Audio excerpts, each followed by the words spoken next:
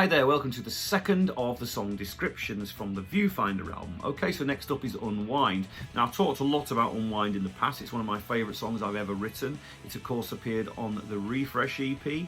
And it was co-written with Nick Dunn. Now, I originally wrote the idea pretty much in its entirety on my own, and then brought Nick in because I was looking for a guitar player to work with. And I've always had a thing that I think, with rock and roll, it's a guitar player and a singer essentially makes up the backbone of the sound. And and historically, because I'd worked with Bruce, obviously, I felt I needed that kind of foil.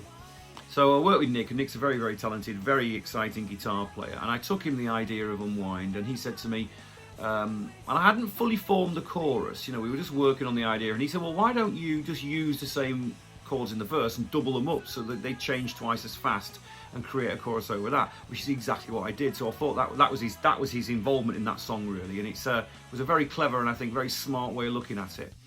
Now, in terms of what Unwind means, it encapsulates the idea of wanting to find your way out of stress and anxiety, I think, really. And I've centered the idea on a relationship because I think quite often relationships are a good way of explaining songs as a narrative. They center the idea in that concept.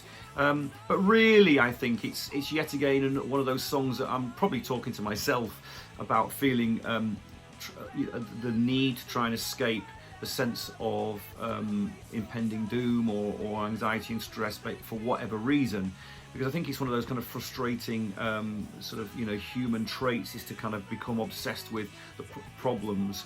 So yeah, that's what that song talks about, really. All I want to do is unwind, and so on and so forth. But I love it as a piece of music. And it's certainly one of the songs that I thought long and hard about redeveloping. And I'm, whether I do it or whether someone else covers it, I do think it's worthy of that. And it definitely stands up as one of my finest moments. Without you, can't you see I'm starting to unwind?